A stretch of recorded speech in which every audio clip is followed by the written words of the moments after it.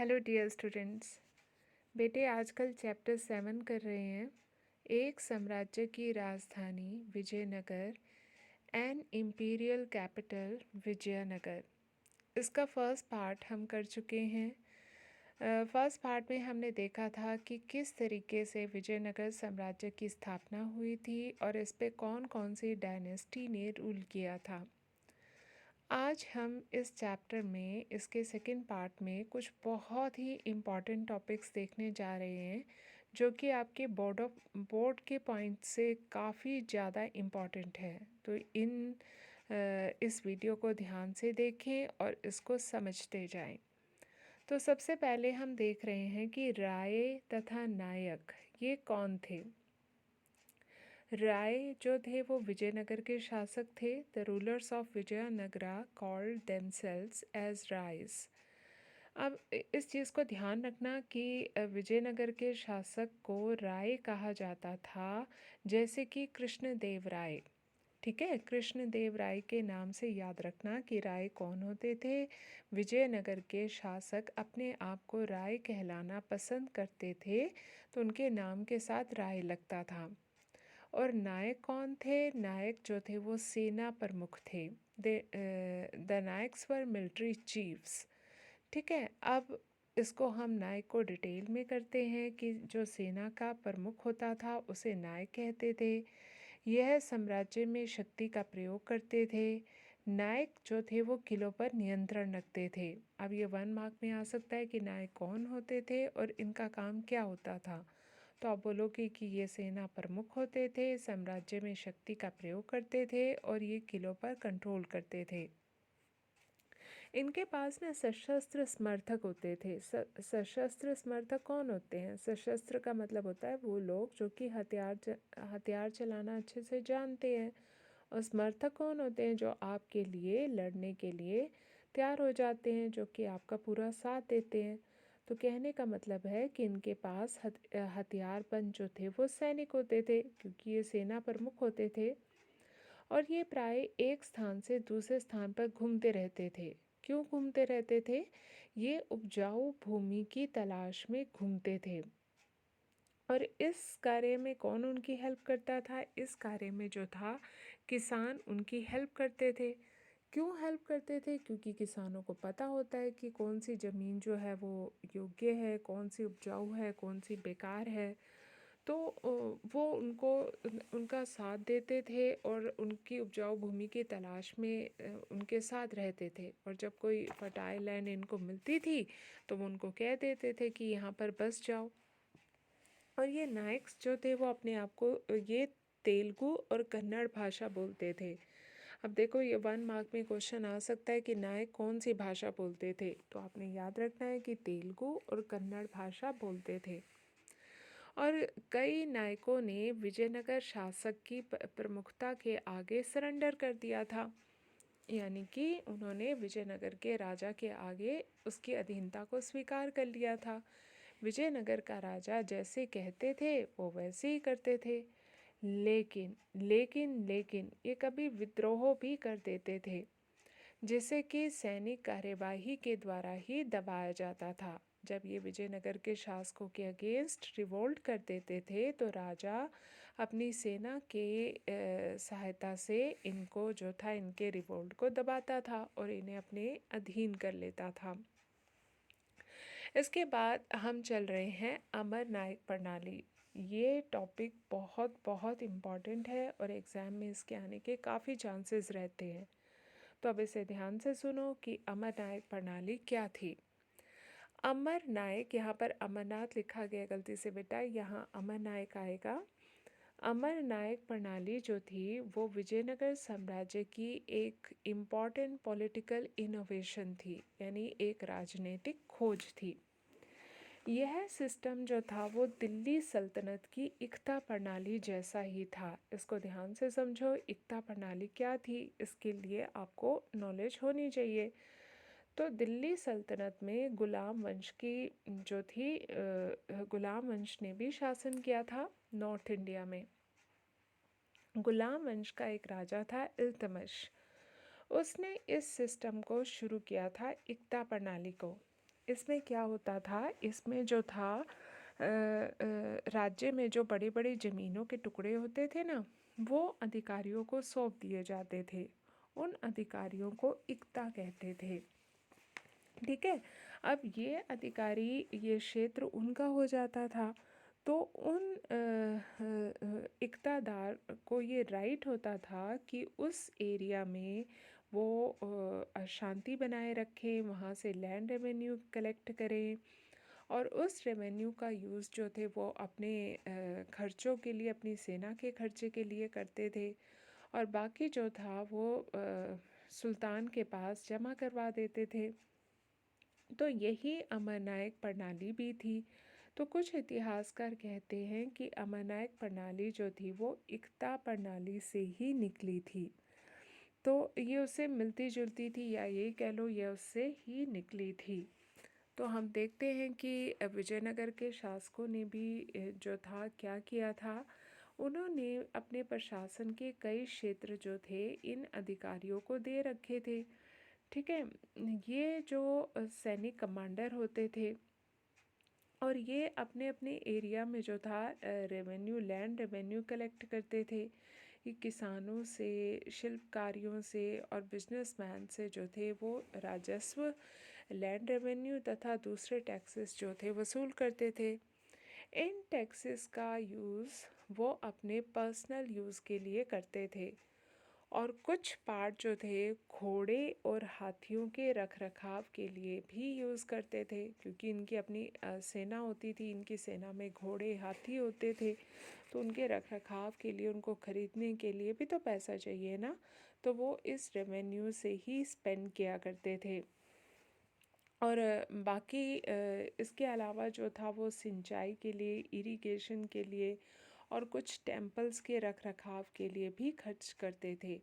और बाकी जो था वो जमा करवा दिया करते थे, डिपॉजिट करवा दिया करते थे। तो विजयनगर के शासकों ने जो था ना, इन्हीं अमर नायकों की हेल्प से पूरे साउथ इंडिया को अपने कंट्रोल में किया था। यानी कि जब भी इनको लड़ने के लिए राजाओं को, रायों को सैनिकों की ज़रूरत होती थी, तो ये अमर नायकों से कह देते थे, और अमर नायक जो थे वो अपने सैनिकों के साथ राय की हेल्प करने के लिए आ जाते थे। तो इस प्रकार इन्होंने सेना के बल पर दक्षिण भारत को अपने कंट्रोल में रखा था। अब फिर इसके अलावा जो अमरनायक होते थे, ये वर्ष में एक बार जो थे वो राजा के पास खुद जो थे उसके दरबार में उपस्थित होते थे, और अपनी लॉयल्टी दिखाने के लिए वो अपने साथ प्रेजेंट्स यानी गिफ्ट्स भी लाया करते थे। ठीक है। और राजा जो था इनको इनके ऊपर पूरा कंट्रोल करता था, और इसलिए इनकी वो टाइम टू टाइम ट्रांसफ़र भी कर देता था, शिफ्ट कर देता था। अब जैसे फॉर एग्ज़ाम्पल मान लो किसी एक एरिया का इक्तादार यानी जो अधिकारी है, अमर नायक है, उसकी ट्रांसफ़र अगले साल बी एरिया में कर दी गई, और उससे अगले साल सी एरिया में कर दी गई। तो इस तरीके से वो ट्रांसफ़र किया करते थे। और 17th सेंचुरी में इनमें से कई नायकों ने अपने स्वतंत्र राज्य भी स्थापित कर लिए थे। हमने फर्स्ट पार्ट में देखा था वीडियो के कि 1565 में राक्षसी तांगड़ी का युद्ध हुआ था, और इस युद्ध में जो था विजयनगर ख़त्म हो गया था, और हम्पी नाम से जो था ये राज्य फिर से बसा था।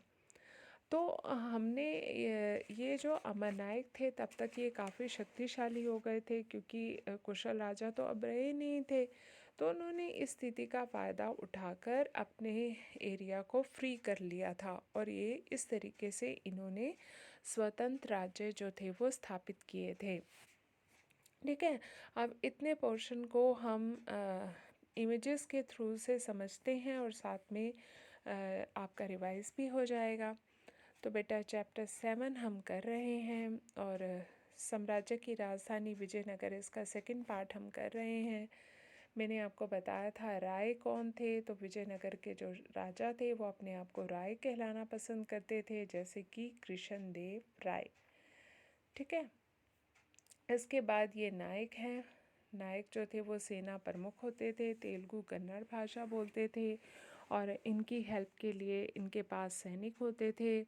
और ये वैसे तो विजयनगर के राजाओं की अधीनता को स्वीकार कर लिया था, लेकिन कभी कभी विद्रोही हो जाते थे और राजा विजयनगर के शासक जो थे वो सैनिक कार्यवाही के द्वारा इन्हें अपने कंट्रोल में लाते थे। ये जो थे अमर नायक थे, ये सैनिक कमांडर थे। इनके पास जो था वो क्षेत्र होता था और उस क्षेत्र का प्रयोग जो थे उस क्षेत्र से ये लैंड रेवेन्यू तथा दूसरे टैक्सेस कलेक्ट करते थे। उस पैसे का यूज़ ये अपने व्यक्तिगत कार्यों के लिए और साथ में अपने सैनिकों के और हाथियों घोड़ों के रख रखाव के लिए जो थे ये खर्च किया करते थे। ठीक है, आई होप कि आपको इतना पोर्शन जो है वो समझ में आ गया होगा। अब हम इसके एक और वेरी इम्पॉर्टेंट टॉपिक पर चलते हैं, दैट इज़ जल संपदा, वाटर रिसोर्सेज। देखो बच्चे, विजयनगर की जो जोग्राफिकल कंडीशन है वो अपने आप में ही बहुत हैरान कर देने वाली है। बहुत ही स्ट्रेंज है। वो कैसे स्ट्रेंज है? इस विजयनगर के चारों ओर ना ग्रेनाइट की पहाड़ियाँ हैं और इन पहाड़ियों से तुंगभद्रा रिवर बहती है और ये नदी जो है नॉर्थ ईस्ट डायरेक्शन की तरफ है। और ये जो इसमें ये जो पहाड़ी हैं इनमें से और भी बहुत सारी जलधाराएं जो हैं वो आकर नदी में मिल जाती है। और सभी धाराओं के साथ साथ जो थे वो टैंक्स बनाए गए थे, बड़े बड़े होज बनाए गए थे। क्यों बनाए गए थे? क्योंकि ये एरिया जो है वो सेमी एरिड जोन है, यानी सूखा इलाका है, यहाँ बारिश बहुत कम होती थी। तो इसलिए यहाँ पर वाटर का पानी को कलेक्ट करना और उसको मतलब उसका अरेंजमेंट करने की बहुत ज़रूरी आवश्यकता थी। इसलिए यहाँ पर होज बनाए गए। होज समझते हो ना, बड़े बड़े टैंक्स जो होते हैं उनको होज कहते हैं। तो 15th सेंचुरी में ऐसे ही एक इम्पॉर्टेंट होज बनवाया गया था जिसे कमलपुरम जलाशय कहा जाता है। इसको अच्छे से याद रख लो, कमलपुरम जलाशय, ये 1 मार्क में आ सकता है। 15th सेंचुरी में बनवाया गया था। इस होज के पानी से जो था वो आसपास के खेतों को इरिगेट किया जाता था और जो रॉयल सेंटर तक जो था पानी भी लाया जाता था। इसके अलावा एक और जल संरचना थी, दैट इज़ हिरिया नहर। ये दो नाम आप अच्छे से याद रखोगे, कमलपुरम टैंक और हिरिया नहर। अब यहाँ पर बेटा आपको नहर और नदी में डिफरेंस जो है वो पता होना चाहिए। जो नहर होती है ये मैन मेड होती है और जो नदी होती है वो गॉड मेड होती है, नेचुरल होती है, जो कि पहाड़ों से निकल रही है। और नहर जो है वो नदी में से ही निकलती है। ठीक है, तो हिरिया नहर भी जो थी वो बनाई गई थी और जिसको आज भी जो है हम्पी के ruins में भग्नावशेषों में इसके अवशेष देखे जा सकते हैं।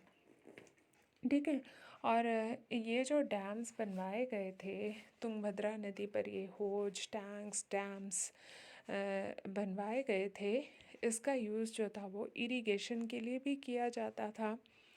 ठीक है, और इसका निर्माण जो है वो संगम वंश के राजाओं ने करवाया होगा।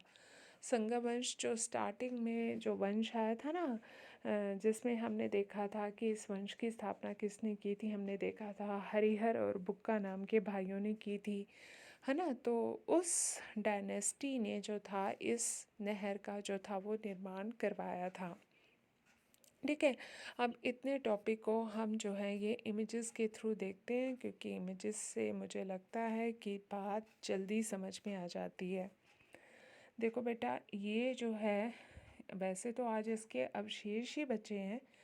ये जो है ये देखो तुंगभद्रा रिवर बह रही है, जो कि आज भी इस एरिया में बह रही है और इसके चारों ओर ये देखो ये पहाड़ियाँ हैं। ठीक है, इन पहाड़ियों के बीच में से ये रिवर बह रही है और इन्हीं पहाड़ियों में जो था वो विजयनगर साम्राज्य स्थापित हुआ था। ठीक है, ये एग्जाम्पल हो गया। ये देखो और भी क्लियर एग्जाम्पल हो जाएगा। ये देखो बड़े बड़े पहाड़ ये दिख रहे हैं आपको, ये जो हैं पहाड़ियाँ हैं और इन पहाड़ियों के बीच में से ये रिवर बह रही थी। ठीक है, ये देखो एक और सीन है, ये पहाड़ है, इन पहाड़ों के बीच में से ये रिवर बह रही है। ये देखो ये रिवर आज भी है क्योंकि वहाँ पर ये रिवर, और इन पहाड़ियों में तो ये देखो ये हम्पी, ये र्यून्स है इस साम्राज्य के, विशाल साम्राज्य की ये र्यून्स है इन पहाड़ियों में। देखो कितनी ऊंची ऊंची पहाड़ियाँ हैं, ये कितने बड़े बड़े पत्थर हैं और इन पत्थरों के बीच में से ये रिवर बह रही है। ये देखो ये डैम्स, ये होज जिसे हम कह रहे हैं ना, टैंक्स, होज, ये होज थे, ये बनवाए गए थे उस टाइम। और इस पानी का यूज़ जो था वो इरिगेशन के लिए किया जाता था और पीने के लिए किया जाता था, क्योंकि बेटा उस टाइम कोई टैप्स तो हुआ नहीं करते थे, है ना, नल वगैरह तो नहीं होते ना, तो उस टाइम ये टैंक्स होते थे, तालाब वगैरह होते थे, और इस पानी से जो था वो जल आवश्यकताओं को जो था वो पूरा किया जाता था। ठीक है, अब हम नेक्स्ट टॉपिक पे चलते हैं, दैट इज़ किलेबंदी और सड़कें। मैंने पहले ही बताया था कि इस चैप्टर में, इस वीडियो में, इस पार्ट में हम बहुत ही इम्पॉर्टेंट टॉपिक्स जो हैं वो डिस्कस कर रहे हैं। तो ये एक और टॉपिक है, that is fortification and roads. It's also very very important. इसमें से बोर्ड में काफ़ी कुछ पूछा जा सकता है। तो अब हम देखते हैं कि किलेबंदियाँ, किलेबंदी क्या होती है, फोर्टिफिकेशन क्या होती है। देखो बेटे, मान लो एक शहर है, उसके चारों ओर ऊंची ऊंची दीवारें बना दी जाती हैं, तो उसे हम जो है फोर्टिफिकेशन कहते हैं। जैसे आपका घर है, उस घर के चारों ओर ऊंची ऊंची दीवारें बना दी जाएं और उसको पूरी तरह से सुरक्षित कर दिया जाए उन दीवारों के बीच में, और एग्ज़िट करने के लिए गेट लगा दिया जाए, तो उसे हम किलेबंदी कहते हैं। ठीक है, तो हम ये देखते हैं कि विजयनगर साम्राज्य में किलेबंदी का काफ़ी महत्व था, और इसका वर्णन हमें कहाँ से मिलता है, इसका वर्णन हमें फ़ारस से एक यात्री आया था, विदेशी यात्री, जिसका नाम अबुल रज़ाक था। तो उसने डिस्क्रिप्शन लिखा था विजयनगर के बारे में, तो उसी डिस्क्रिप्शन से, उसी विवरण से हमें इस किलेबंदी के बारे में पता चलता है। तो ये जो अब्दुल रज़ाक था ना, इसने जब यहाँ की फोर्टिफिकेशन देखी थी तो वो बहुत ज़्यादा हैरान हुआ था। तो उसने इसको बड़ी डिटेल में अपनी बुक में लिखा था, तो वहीं से हमें इसके बारे में पता चल रहा है। तो अब्दुल रज़ाक जो था 15th सेंचुरी में, ये कालीकट आया था, केरल में है कालीकट, वहाँ पर आया था, और वहाँ पर से ये विजयनगर साम्राज्य में को घूमने के लिए आया था। तो उसकी फोर्टिफिकेशन देखकर हैरान रह गया था। उसने बताया कि यहाँ के जो फोर्टिफिकेशन, वो सिर्फ उसने शहर को ही नहीं घेरा हुआ था, बल्कि खेतों और जंगलों को भी घेरा हुआ था। तो यही सबसे हैरान कर देने वाली बात थी, क्योंकि शहर को तो घेरा होता है। अब आप करनाल शहर को ही देख लो कि ये भी जो है, आपने देखा है बांसो गेट, कलंदरी गेट, कई गेट है ना, तो ये भी जो था पूरा शहर जो था वो किले के अंदर था और इसके गेट थे। तो लेकिन ये कोई इतनी हैरानी वाली बात नहीं है, क्योंकि एंशियंट टाइम में, पुराने टाइम में, मेडिवल टाइम में सभी सिटीज़ मोस्टली किले के अंदर ही होते थे। लेकिन सबसे हैरानी वाली बात क्या थी कि विजयनगर में जो खेत थे, इवन जो जंगल थे, वो भी किले के अंदर थे। अब वो क्यों किले के अंदर थे, ये मैं अभी आपको आगे बताती हूँ। सबसे पहले हम इसकी दीवारों के बारे में देख लेते हैं। तो सबसे बाहरी दीवार जो थी, उसने शहर के चारों जो पहाड़ियाँ बनी हुई थी उनको आपस में जोड़ा हुआ था।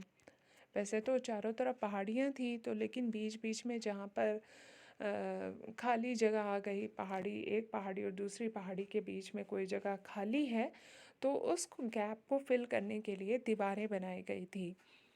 और उनके ऊपर जो थे वो जिनसे ये दीवारें बनाई गई थी वो टुकड़े फनाकार थे। फनाकार मतलब फन से बड़े बड़े ऊंचे ऊंचे पत्थर थे और इनको एक के ऊपर दूसरे को टिकाया गया था और इसको जोड़ने के लिए गारे का प्रयोग भी नहीं किया गया था। अब गारा क्या होता है? जब हम देखो बेटे घर बनाते हैं तो घर बनाने के लिए हम सीमेंट रेत का मसाला बनाते हैं ना, तो उस मसाले को एक ईंट और दूसरी ईंट के बीच में रखते हैं और फिर जो है उस गारे के प्रयोग यूज़ से जो है वो दूसरी ईंट जो है वो उसको पकड़ लेती है पहली ईंट को और इस तरीके से वो स्ट्रांग हो जाती है ना। लेकिन यहाँ पर जो थे पत्थर के टुकड़े ही इतने बड़े बड़े थे तो उनको एक दूसरे के ऊपर ही टिके रहते थे, तो उनको जोड़ने के लिए जो था वो किसी प्रकार का गारे का प्रयोग नहीं किया गया था। अब्दुल रज़ाक लिखता है कि पहली, दूसरी और तीसरी दीवारों के बीच में जुते हुए खेत थे, बगीचे थे और घर थे। पेस एक और यात्री आया था, उसने भी यहाँ पर लिखा था कि इन फोर्टिफिकेशन में इन पहली, दूसरी और तीसरी दीवारों के बीच में बहुत सारे बगीचे थे और जल था। और ये पानी कहाँ से आता था? पानी जो था वो दो झीलों से लाया जाता था। ठीक है। तो इसके बाद हम देखते हैं कि खेतों को किलेबंद क्यों किया गया था। मैंने आपको बताया था ना ऊपर की खेतों को भी किले के अंदर बंद किया गया था। क्यों किया गया था? ताकि शत्रु से अनाज और खाद्य सामग्री की रक्षा की जा सके। देखो बच्चे, पुराने ज़माने में जब भी ये स्टेट्स राज्य एक दूसरे पर अटैक करते थे ना, तो इनका सबसे आसान तरीका होता था कि उस राज्य के अनाज को, उसकी खाद्य सामग्री को जो है वो ख़त्म कर दो और जिससे कि आम जनता में भुखमरी फैल जाएगी और वो अपने आप ही सरेंडर कर देंगे। तो इसलिए भी फोर्टिफिकेशन किया गया था। अब कोई शत्रु अगर विजयनगर पर अटैक करता था तो उसके जो गेट होते थे उसकी दीवारों के बीच में वो बंद कर दिए जाते थे और दुश्मन बाहर ही रह जाता था। खेत अंदर होते थे तो जिसके कारण कभी अनाज की कमी हो ही नहीं पाती थी क्योंकि दुश्मन अटैक ही नहीं कर पाता था, वो बाहर ही खड़ा रह जाता था। और इस तरीके से फिर वो एंड में जो था वो हार कर चला जाता था। तो क्योंकि राज्य उस फोर्टिफिकेशन के अंडर था तो वहाँ पर कभी अनाज की कमी होती ही नहीं थी। तो इस तरीके से आम पब्लिक को भी सेफ्टी मिल जाती थी। ठीक है। तो अनाज के लिए जो थे वो बड़े बड़े अन्नागार भी बनाए गए थे। अन्नागार क्या होते हैं? अन्नागार होते हैं बड़े बड़े गोदाम जहाँ पर अनाज को सुरक्षित रखा जाता है। लेकिन इसका एक ड्रॉबैक था कि ये काफ़ी कॉस्टली थी। कॉस्टली तो होएगी, जब खेतों को, जंगलों को, सबको किले के अंदर बनाया गया है तो वो महंगी तो अपने आप ही होगी, है ना। तो इस तरीके से ये एक कॉस्टली मेथड था। अब हम देखते हैं कि जो दूसरी किलेबंदी थी वो नगरीय केंद्र के आंतरिक भाग के चारों ओर बनी हुई थी। यानी इसमें जहाँ पर आम पब्लिक रहती थी वहाँ पर बनी हुई थी। और तीसरी ने रॉयल सेंटर को घेरा हुआ था क्योंकि रॉयल सेंटर में राजा और उससे रिलेटेड जो भी अधिकारी या मेंबर्स आते थे उनके घर वगैरह होते थे, तो वो तो सबसे ही सेफ जगह होती है, मतलब सबसे इम्पॉर्टेंट जगह होती है, तो इसलिए उसकी सेफ्टी तो बहुत ज़रूरी है। तो उसके चारों ओर दीवारें बनी हुई थी और दुर्ग में एंट्रेंस करने के लिए जो थे वो गेटवे बने हुए थे। गेट एक ही, मतलब दो तीन गेट होते थे, वहीं से एंट्री होती थी, वहीं से एग्ज़िट होते थे और जिनके ऊपर पहरेदार जो थे वो हर टाइम खड़े रहते थे। और ये प्रवेश द्वार जो थे वो शहर को मेन सड़कों से जोड़ते थे। ठीक है। अब हम देखते हैं कि जो ये प्रवेश द्वार होते थे इनके आर्किटेक्चर, इनका डिज़ाइन कैसा होता था। तो इन प्रवेश द्वारों पर मेहराब होते थे। मेहराब मतलब डिज़ाइन बने होते थे और इनके ऊपर गुंबद होते थे। अभी मैं आपको इमेजेस में दिखाती हूँ कि ये गुंबद क्या होते थे। ये गुंबद जो थे वो तुर्की सुल्तानों द्वारा स्थापत्य के तत्व माने जाते हैं। इन्हीं दिनों में मतलब इसी सेंचुरी में नॉर्थ इंडिया में दिल्ली सल्तनत यानी मुस्लिम शासकों का राज चल रहा था। तो उन्होंने अपने बिल्डिंग्स को बनाने के लिए जिस स्थापत्य का प्रयोग किया था, जिन डिज़ाइंस का प्रयोग किया था, उनमें ये डिज़ाइन जो थे उसमें ये डोम बने होते थे। तो यही डिज़ाइन जो था विजयनगर के शासकों ने अपने प्रवेश द्वारों को बनाने के लिए भी किया था। तो इस तरीके से ये जो थे इंडो इस्लामिक शैली का मिक्सचर थे, यानी कि इसमें कुछ तत्व जो थे वो इंडिया के हिंदूज़ के थे और कुछ जो थे वो मुसलमानों के थे। तो ये इंडो इस्लामिक स्टाइल इसको कहते हैं। ठीक है, तो अब हम इसकी जो सड़कों का अध्ययन कर लेते हैं कि सड़कें भी कैसी थी। तो हम देखते हैं कि सड़कें जो थी वो शहर के अंदर की ओर और बाहर जाने वाली सड़कों को भी आर्कियोलॉजिस्ट ने फाइंड आउट करने की कोशिश की है कि कैसे सड़कें थी। तो सड़कें जो थी वो ज़्यादातर पहाड़ी भूभाग से बचाकर घाटियों से होकर इधर उधर घूमती थी। इस लाइन का क्या मतलब है? इस लाइन का मतलब है कि पहाड़ों पर जो था, क्योंकि उस टाइम रोड्स बनानी बहुत मुश्किल होती थी, तो पहाड़ों पर रोड्स नहीं बनाई जाती थी। तो वो कहाँ बनाई जाती थी? वो नीचे शहर में बनाई जाती थी। और इनमें से बहुत सारी सड़कें जो थी वो मंदिरों के प्रवेश द्वारों से आगे तक पड़ी हुई थी और इनके दोनों ओर जो थे बाज़ार लगते थे। ठीक है, आपने अभी भी देखा होगा कि जो मंदिर, गुरुद्वारे, मस्जिद होती हैं उनके दोनों तरफ जो है मतलब जो जो मेन स्ट्रक्चर है उसके बाहर जो है वो लोग अपनी दुकानें लगाते हैं, है ना। तो उस टाइम पे जो था मंदिरों के प्रवेश द्वारों से आगे ये सड़कें बड़ी बड़ी होती थी और इन सड़कों के दोनों ओर जो थे वो बाज़ार लगते थे। अब देखो इसको हम इमेजेस से समझते हैं। तो यहाँ तक हमने देख लिया था। अब हम देखते हैं दैट इज़ दिस वन। देखो बेटे, ये खेत है, ये फोर्टिफिकेशन है, ये पीछे दीवार बनी हुई है ना, ये पहाड़ों की ये दीवार है। ये पहली दीवार है, आउटर वॉल, जो इसकी सबसे बाहर की दीवार होती थी। ये देखो बड़े बड़े पत्थर लगे हुए हैं, ये फनाकार पत्थर हैं। इनको जोड़ने के लिए किसी तरीके की गारे का प्रयोग नहीं किया गया। और इसके अंदर ये देखो ये खेत हैं, क्योंकि साउथ इंडिया है तो यहाँ पर नारियल के पेड़ ये काफ़ी होते हैं। तो इस तरीके से ये पूरा शहर, अब तो ये इसके रूइंस, ये भग्नावशेष खंडर ही बचे हैं। ठीक है, इसके बाद ये देखो ये वॉल्स आपको नज़र आ रही हैं, ये वॉल्स हैं। ठीक है, ये खेत है। अब तो इसका थोड़ा सा ही पोर्शन रह गया, बाकी तो सब उजड़ गया। तो ये आपको वॉल्स नज़र आ रही हैं, ये अंदर जो है ये शहर बसा हुआ है। ठीक है, ये देखो यहाँ से और आपको क्लियर नज़र आएंगी, ये वॉल्स हैं। ये आपका जो है धार्मिक केंद्र है, मंदिर बने हुए हैं। ये सॉरी राजकीय केंद्र है, मंदिर भी हैं। और ये देखो ये लोटस महल बना हुआ है। आपको मैं नेक्स्ट वीडियो में इसके बारे में डिटेल में बताऊंगी। अभी आप इसकी दीवारों को देखो, ये दीवारें बनी हुई हैं। ठीक है, ये जो है आउटर वॉल है, ये फनाकार शेप में पत्थर है, काफ़ी बड़े बड़े पत्थर हैं। ठीक है, ये देखो ये आपको दिख रहे हैं, ये पत्थर हैं फनाकार शेप में, जस्ट लाइक रॉक्स हैं, चट्टानी हैं। ठीक है, अब ये देखो ये खाली जगह है एक पहाड़ी से दूसरी पहाड़ी के बीच में, तो इसको जोड़ने के लिए यहाँ पर दीवारें बनाई गई थी। ठीक है, ये देखो ये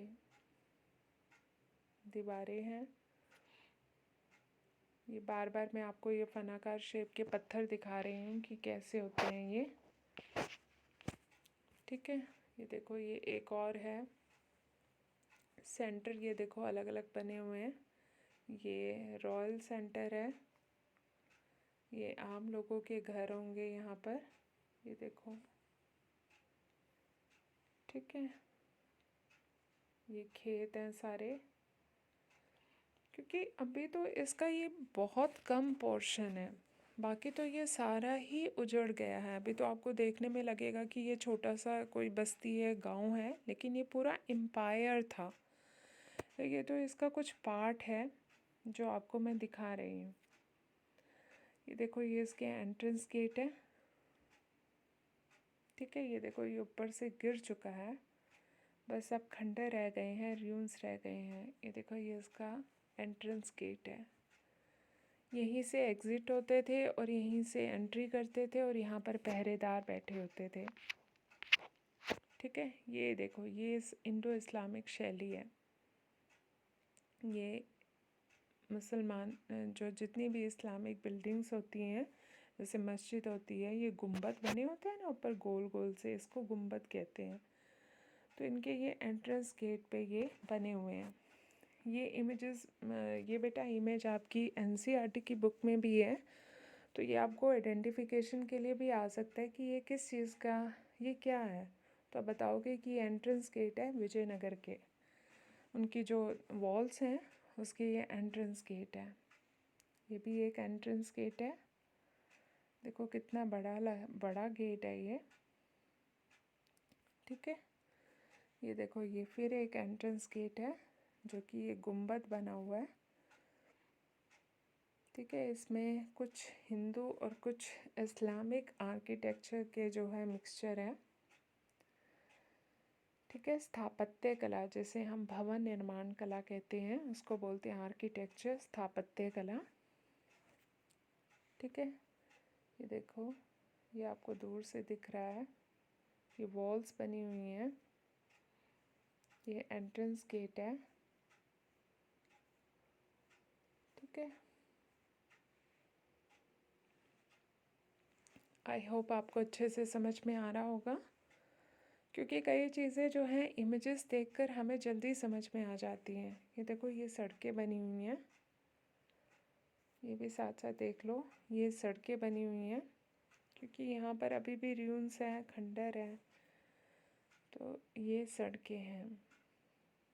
ठीक है, एक सड़क ये आपको दिखाई है कि जो घाटियों से होती हुई मंदिरों के आगे तक बड़ी होती थी, और इनके दोनों ओर जो थे दुकानदार हाट यानी बाज़ार लगाते थे। इधर भी बैठ गए और इधर भी बैठ गए, तो बाज़ार लग गया। ठीक है, अब हम नेक्स्ट टॉपिक चलते हैं, अपना लास्ट इस वीडियो का, दैट इज़ आम लोगों की हम कंडीशन देखते हैं कि आम लोग कैसे रहते थे, शहरी केंद्र। तो शहरी केंद्र में जो था, सामान्य लोगों के घरों के एग्जाम्पल्स मिले हैं। यहाँ पर हमें ना कुछ चाइनीज़ पोर्सिलेशन मिट्टी मिली है, यानी पकी हुई मिट्टी जो है वो मिली है। तो ऐसा अनुमान लगाया जाता है कि यहाँ पर जो थे अमीर व्यापारी रहा करते थे, क्योंकि उस टाइम चाइनीज़ मिट्टी का यूज़ जो थे, वो चीनी मिट्टी के जो बर्तन होते थे वो काफ़ी कॉस्टली होते हैं, तो उनका प्रयोग जो है वो रिच लोग ही करते हैं।